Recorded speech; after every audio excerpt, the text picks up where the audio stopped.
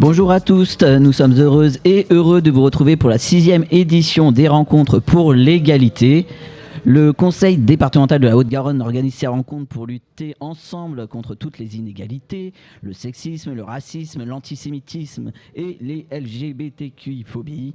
Elles ont commencé hier et se dérouleront jusqu'au 21 mars sur tout le département. Vous avez le programme qui est disponible au village et sur le site du Conseil départemental de la Haute-Garonne. Aujourd'hui, nous sommes donc au village associatif, Square Charles de Gaulle à Toulouse, où de nombreuses associations sont présentes pour vous informer et vous sensibiliser à toutes ces questions. Radio Localities leur offre le micro sur le plateau au sein du village. Et l'émission est en direct sur Radio Montpellier et Radio Occitania ainsi qu'en live Facebook. Donc vous pouvez nous suivre partout et venir aussi nous voir.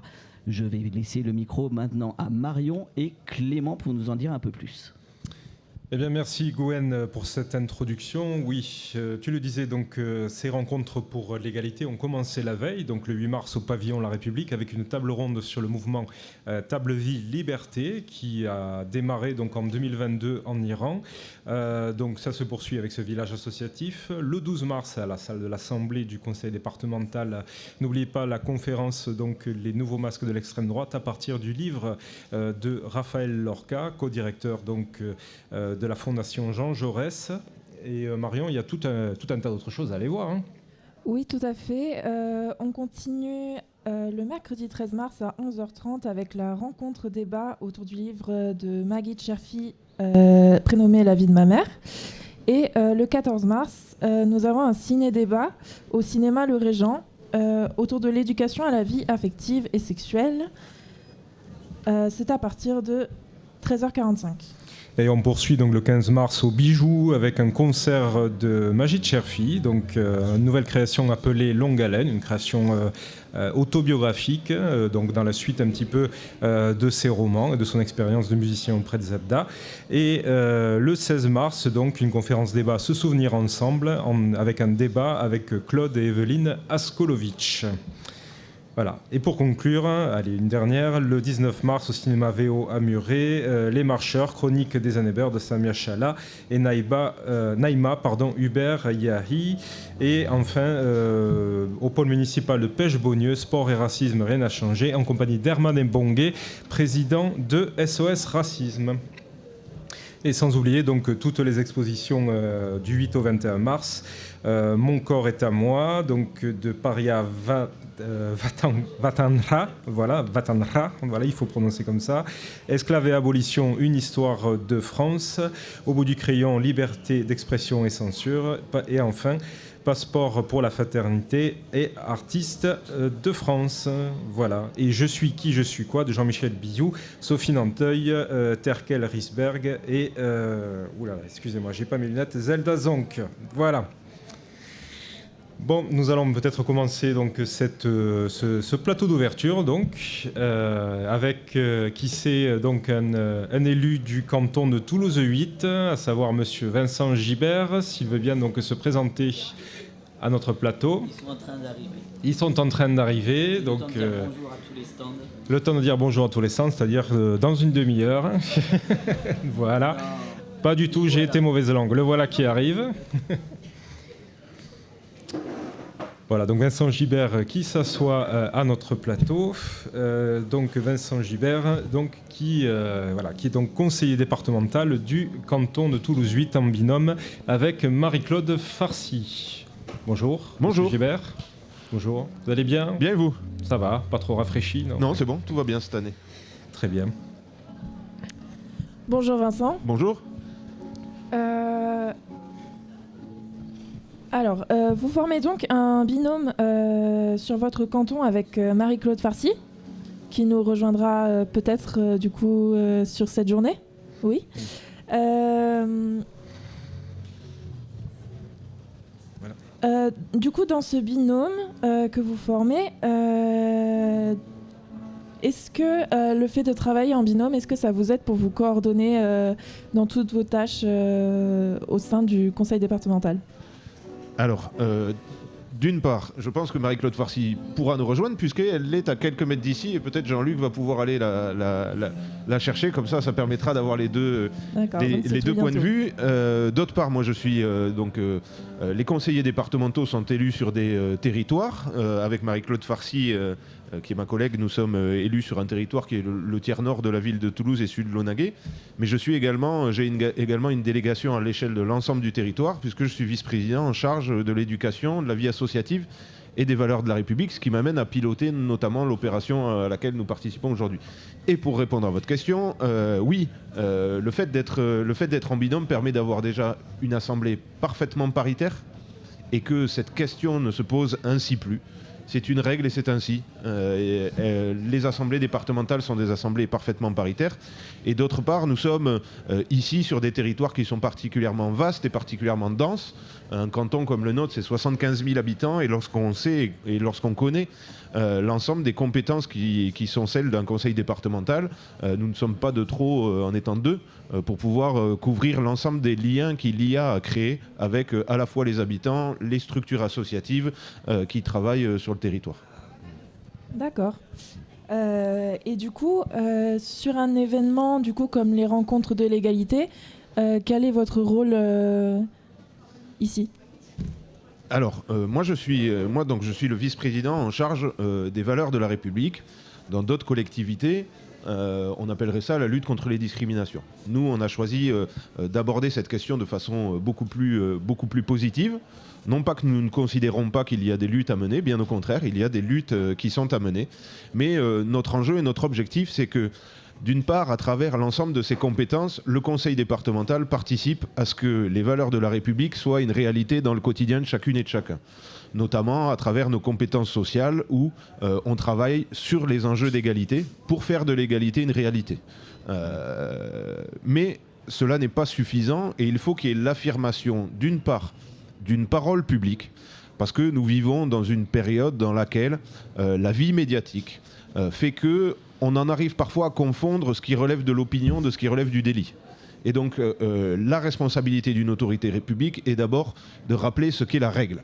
C'est important dans cette situation dans laquelle nous sommes, mais c'est important aussi pour toutes celles et ceux qui sont victimes de discrimination. Parce que lorsque vous êtes victime de discrimination et que vous vous sentez seul, isolé, n'ayant personne vers qui vous tourner, et qu'en plus vous vivez dans un monde dans lequel, dans le débat public, vous avez l'impression que celles et ceux qui vous agressent ont autant de légitimité que celles et ceux qui devraient vous protéger, c'est que quelque chose ne fonctionne pas. Et donc nous, on rappelle cette parole et on essaye d'éveiller les consciences. Et donc c'est l'objectif finalement de cette journée, que en étant sur un lieu qui est un lieu de passage, un lieu de croisement, les gens viennent, font leurs courses, achètent leurs habits, sont ici pour toute autre raison que pour nous rencontrer. Et bien à l'occasion de leur cheminement, à l'occasion de leur journée, ils vont pouvoir s'arrêter et par curiosité, des dialogues vont pouvoir se mener et on va pouvoir sensibiliser celles et ceux qui ne sont pas sensibilisés. On va pouvoir, par exemple, pour certaines structures associatives, parfois recruter des gens, parce que vous avez peut-être, à l'occasion d'une rencontre, des passants qui seront sensibles à une question ou une autre et qui sauront désormais l'existence des acteurs associatifs que l'on met en lumière. Et on rappelle également, à travers notre présence à nous, quelles sont toutes nos actions et l'ensemble des événements que nous organisons auxquels les citoyens qui passent peuvent participer. Marie-Claude Farcy, vous venez donc de nous rejoindre sur ce plateau. Donc, vous êtes en binôme, donc, on le disait, avec M. Gibert sur le canton de Toulouse 8. Exactement. Est-ce que vous trouvez matière à rebondir donc, sur le rôle de l'élu dans ce cadre bien précis des rencontres pour la République, pour l'égalité, pardon ? Alors, il y a toujours matière à rebondir sur tous les territoires et particulièrement sur notre territoire, sur notre canton de Toulouse 8. C'est le nord toulousain. Pour situer, c'est le nord toulousain qui comprend à partir de la barrière de Paris et tous les quartiers, La Vache, les Isards, Croix-Daurade, jusqu'à ma commune de Launaguet, puisque je suis maire adjointe de Launaguet. Et pour autant, que ça soit de Launaguet ou dans un quartier, évidemment, un quartier de Toulouse, évidemment que tout ce qui concerne, j'allais dire, les inégalités, ou les discriminations, il y a matière à déjà être présent sur le terrain pour constater à quel point c'est évident qu'il faut travailler avec les partenaires, avec les associations pour justement réduire tout ce qui concerne les inégalités. Mais l'égalité femmes-hommes sur le terrain, c'est aussi un triste constat, que l'on fait, parce que pour ce qui concerne l'égalité femmes-hommes, il y a beaucoup d'associations, et ce sont particulièrement des associations où ce sont des femmes qui portent justement ce combat pour l'égalité des femmes et des hommes. Donc nous sommes là également pour les soutenir, pas seulement financièrement, mais aussi dans la réflexion, dans l'accompagnement, dans le portage de projets. Voilà, il y a énormément d'actions que nous devons de faire sur le terrain et avec tous ces partenaires. Vous parliez donc vous n'êtes pas seulement là pour financer, mais quand même donc une politique ambitieuse, donc ça nécessite certains moyens. Une question se pose de façon un peu plus pressante donc dans la vie des collectivités, c'est la question du budget. Je reviens sur les déclarations de Monsieur le maire qui a annoncé donc une première réduction des dépenses de l'État de l'ordre de 10 milliards d'euros, à laquelle viendraient s'ajouter 20 milliards de plus prélevés donc sur le budget de l'État et de la sécurité sociale. Bon, normalement, pas de coup de rabot sur les dotations, mais des pistes d'économie, entre guillemets, et de fonctionnement. C'est quoi votre sentiment un peu sur ces déclarations ?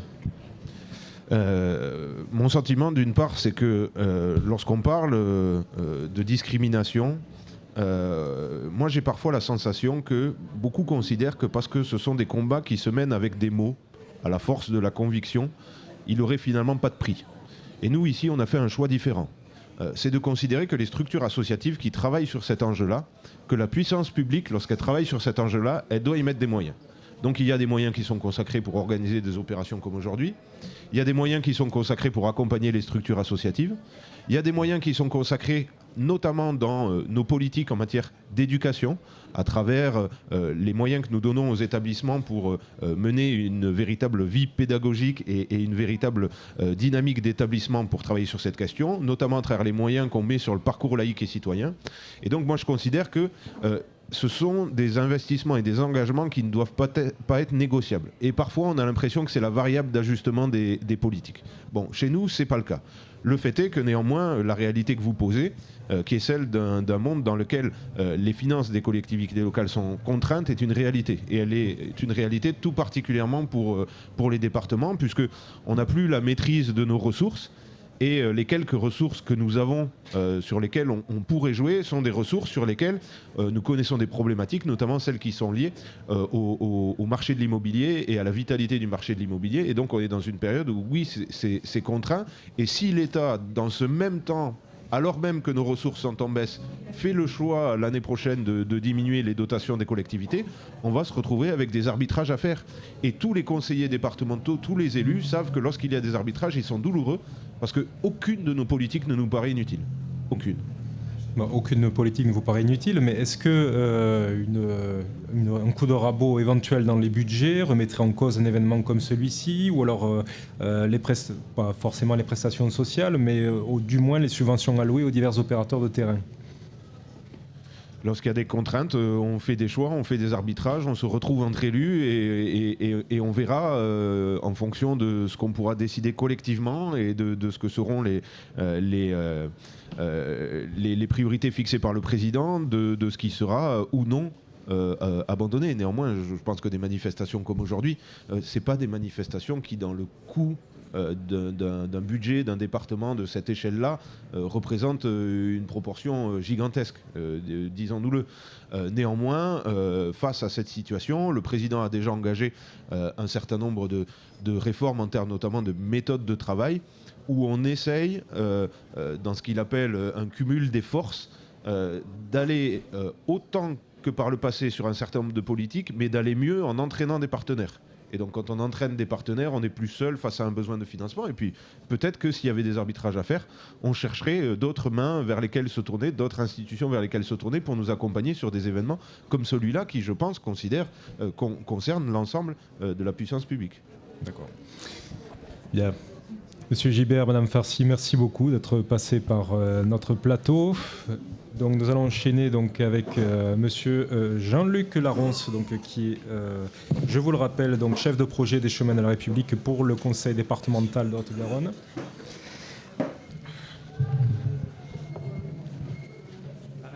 Donc voilà, donc on vous rappelle que le village associatif bat son train, hein. On est donc au square Charles de Gaulle, juste derrière le Capitole. Venez donc nous rejoindre et faire connaissance avec les associations qui tiennent leur stand donc sur place. C'est ça, et c'est toute la journée, donc vous avez le temps de venir. En plus, il fait beau, donc il n'y a aucune raison pour pas passer faire un coucou.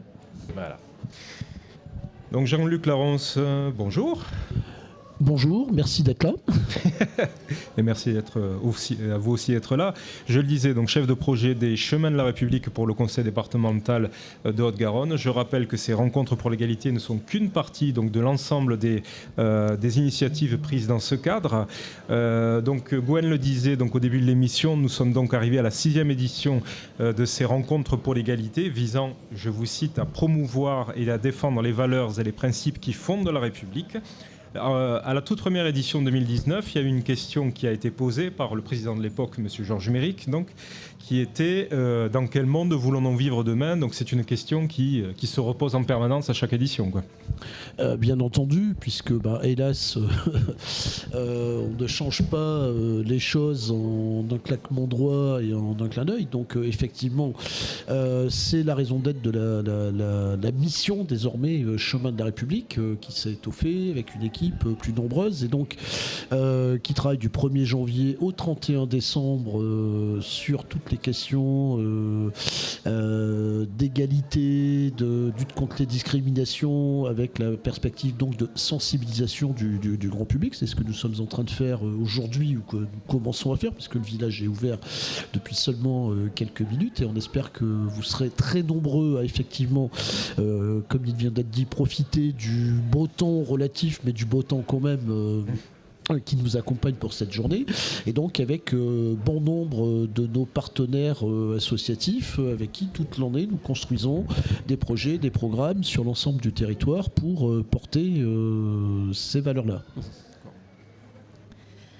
Merci beaucoup. Alors du coup, moi j'aimerais bien revenir sur un rapport parlementaire qui a été enregistré à la présidence de l'Assemblée nationale le 28 février dernier par le député Mathieu Lefebvre, qui notamment dit qu'entre 2016 et 2023, les atteintes à caractère raciste, xénophobe ou anti-religieux ont augmenté de plus de 56%. Donc quand on dirige un projet tel que le vôtre, est-ce qu'on se sent comme une sorte de Sisyphe qui remonte son rocher tous les jours? Est-ce que vous avez des retours d'associations y ayant participé qui ressentent cette augmentation? Alors, c'est vrai que quand on fait ce genre de travail, ce genre d'action, on garde un œil, bien entendu, sur les chiffres, mais c'est pas ce qu'on fait tous les matins en se levant. C'est important parce que parfois ça donne des directions, ça donne des orientations. Je l'ai dit sur la première question, c'est un travail de longue haleine. Une mission telle que les Chemins de la République se doit d'être modeste également. C'est pas nous tout seuls que nous allons réussir à endiguer le racisme, mais il y a cette idée quand même de sensibiliser, ce que j'ai dit précédemment, de contribuer à porter un discours, à déconstruire, à donner des clés aux Garonnais, aux Garonnaises, aux bénéficiaires de nos actions, puis également à donner la parole le plus possible à nos acteurs associatifs, nos partenaires, donc avec qui nous travaillons toute l'année, et puis bien entendu aux communautés, au public discriminé chaque fois. Et c'est ce qui va être fait tout au long de cette émission jusqu'à ce soir, puisque effectivement bon nombre des partenaires quotidiens des Chemins de la République, dont vous faites vous-même partie, parce qu'on ne se croise pas que aujourd'hui ou une fois par an, vont pouvoir exprimer et porter. Voilà, c'est quand même un travail qui engage tout le monde.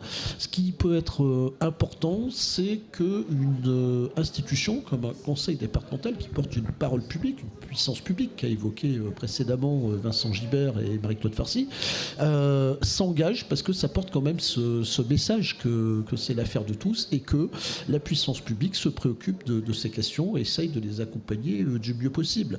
La lutte contre les discriminations, pour terminer, c'est des actions de sensibilisation, ce sont des politiques publiques, ce sont comment on réfléchit l'accès au logement, comment on réfléchit l'éducation, etc. Et effectivement, le rôle de l'éducation, notamment, est tout à fait primordial pour faire progresser les mentalités. Il y a d'une part une bataille idéologique pour faire évoluer. On a dans la programmation, dans les jours qui viennent, nous allons recevoir Raphaël Lurka qui va nous parler des nouveaux masques de l'extrême droite, à savoir comment l'extrême droite commence depuis une dizaine d'années à être très très présente sur les réseaux sociaux, sur des chaînes de télévision, etc. Et avec toutes les questions de très souvent être amené à pouvoir le faire quasiment sans contradiction, etc.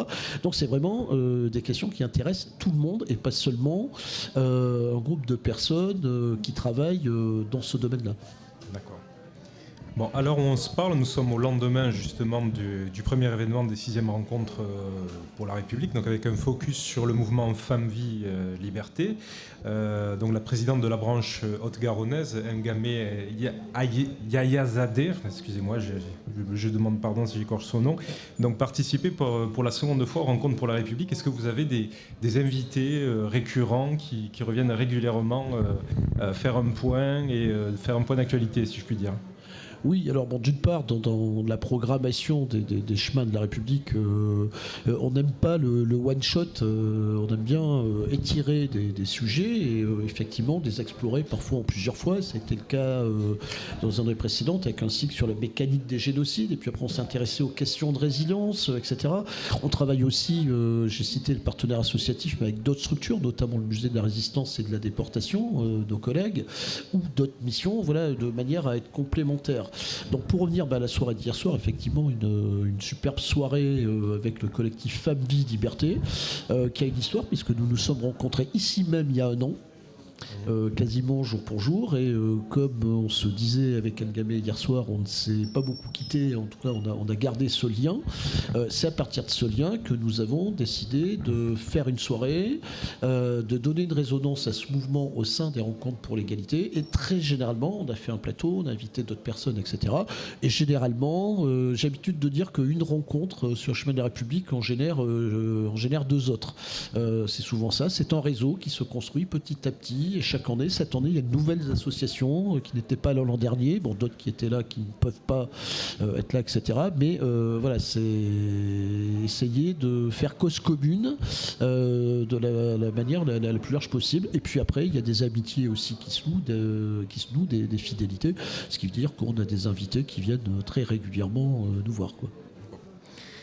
Alors on peut dire une chose en matière de rencontres et de temps fort, c'est que cette édition donc, sera fortement marquée notamment par la présence de Majid Cherfi, dont l'actualité est vraiment débordante. Un nouveau roman, La vie de ma mère, publié cette année à Actes Sud, qui fera l'objet d'ailleurs d'un repas débat le 12 mars à la salle toulousaine TO7. Au TO7, oui. Au TO7. Une adaptation au cinéma de son autre roman Ma part de Gaulois et un spectacle, donc on le disait, Longue Haleine, qu'il donnera au Bijou pour l'occasion le 15 mars. L'édition, c'est un peu la sienne, quoi, aussi, non ? Non, je ne voudrais pas qu'on se brouille avec Majid Cherfi. Non, je n'irai pas plus, puisque bon, effectivement, vous m'interrogiez sur cette idée de réseau, etc. Il n'y a personne qu'on met en avant plus que d'autres. Il se trouve que Majid Cherfi a une actualité, effectivement, littéraire, cinématographique, en termes de spectacle, donc il nous a semblé naturel d'inclure, de par la nature de son spectacle et de ses écrits, ça avait toute sa place dans la programmation des chemins de la République.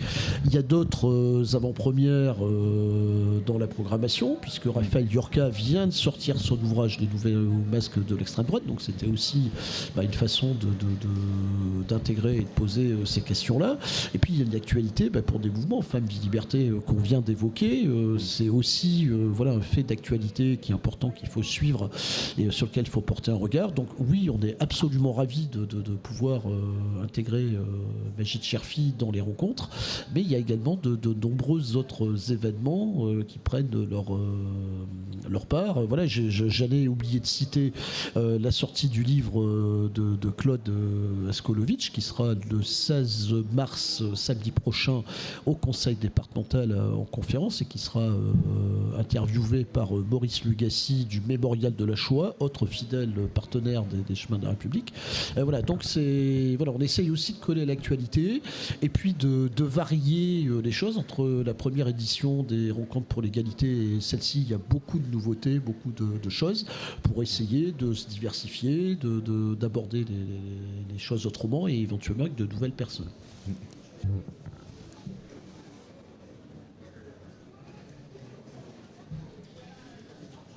Est-ce que vous direz qu'après un temps de maturation, ce sera notre dernière question, est-ce que vous direz que les rencontres pour l'égalité ont atteint une forme stabilisée, ou bien est-ce qu'il y a des futures pistes de développement pour, je sais pas, le faire plus longtemps, ou alors multiplier les événements hors de Toulouse par exemple ? Alors, oui, c'est la nouveauté de ce temps, mais j'ai envie de dire sur tout ce qui concerne la programmation des chemins de la République et tout ce qui est hors programmation. On a aussi des actions qui ne sont pas des programmations ouvertes au public, etc. On essaye de varier les formes, etc. On fait du ciné-débat, du théâtre-débat, on change un peu les profils de conférences, etc. Pour ne pas faire toujours la même forme traditionnelle. Ça, c'est une première chose. Effectivement, la nouveauté des rencontres pour l'égalité cette année, donc je suis pas sûr qu'elle soit arrivée à une forme stabilisée, parce que je vous dis pas que l'an prochain on n'aura pas d'autres biais. On s'est rendu compte ensemble quand même que même pendant le confinement on a réussi à produire des rencontres pour l'égalité qui ont été entièrement streamées, on n'avait personne dans la salle et on a fait un village radiophonique grâce à vous, et c'est peut-être de là qu'est née cette collaboration à cette occasion-là. Donc ça, c'était une forme aussi un peu inédite et particulière. Le confinement a amené beaucoup d'entre nous à développer d'autres choses. On avait développé à l'époque aussi la web-série Colporteur du web, et moi, quand j'ai démarré le projet des Chemins de la République, je pensais pas un jour qu'on allait faire ce genre de choses. Voilà, donc les rencontres pour l'égalité prennent en tout cas leur envol, j'ai envie de dire, si vous me permettez le jeu de mots, commence à prendre des chemins de traverse. Oui. Puisque effectivement la vocation de la mission Chemin de la République concerne l'ensemble du territoire de la Haute-Garonne, et effectivement ça a été rappelé au tout début de l'émission, il y a sur, si je ne me trompe pas, 7 soirées, 6 expositions et le village en question, seulement avec des guillemets 3 soirées qui ont lieu à Toulouse. Tout le reste est Saint-Gaudens, Pêche-Beaunieu, Muret, je crois que je vais en oublier, donc j'espère qu'on ne me voudra pas. Mais ce qui révèle quelque chose d'intéressant, c'est que les communes de Haute-Garonne, cette idée de faire cause commune que j'évoquais précédemment et qu'a évoqué également Vincent Gibert sur son interview, fait que effectivement des communes commencent à s'intéresser, à s'intégrer dans les rencontres pour l'égalité. Donc on espère que ça va continuer, ce qui veut dire que l'édition 7 ou 8 sera peut-être totalement différente de celle-ci, et d'ailleurs peut-être qu'elle n'aura pas lieu à Toulouse, peut-être que le village on ira le faire ailleurs. Bien, merci beaucoup Jean-Luc Larence. Je rappelle que vous êtes chef de projet des Chemins de la République pour le Conseil départemental des Hautes-Garonne. Haute-Garonne, il n'y en a qu'une a priori. Merci beaucoup d'être passé par notre plateau. Merci à vous et merci d'être là sur toute cette longue journée.